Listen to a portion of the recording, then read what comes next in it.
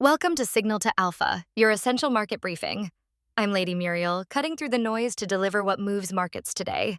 Let's get you your alpha before the opening bell. Progressive Democrats took a cold shower Tuesday as moderates swept Illinois primaries, with squad-backed candidates suffering decisive losses across multiple House races.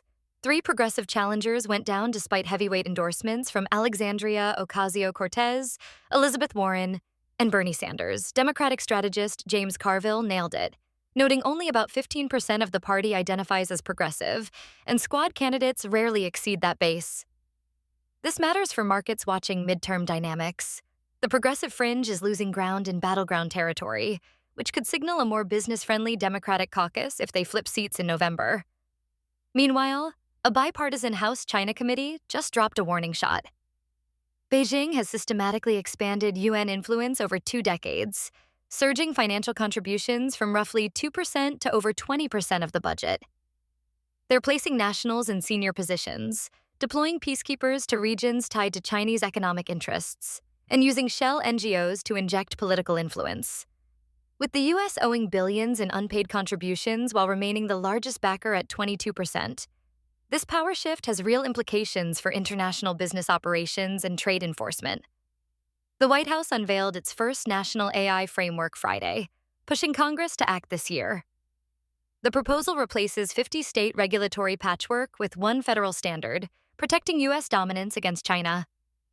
Key provisions include the Ratepayer Protection Pledge, requiring tech companies to cover electricity costs for data centers, intellectual property protections for creators, and federal frameworks against unauthorized AI-generated digital replicas.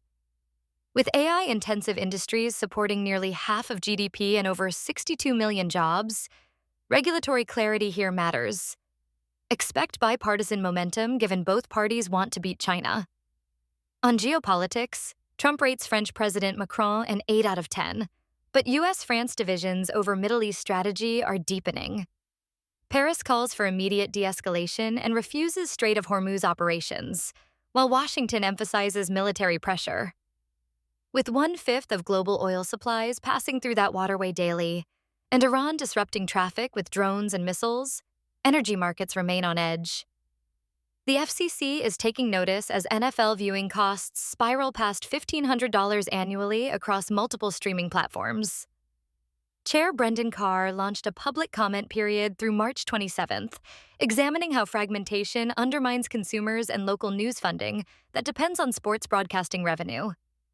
With CBS renegotiating at a potential 50 to 60% price increase to over $3 billion per year, media economics are shifting fast. That's your signal to alpha for today. Subscribe for tomorrow's essential market briefing. Trade smart, stay informed, check us out at capitalcopilot.io.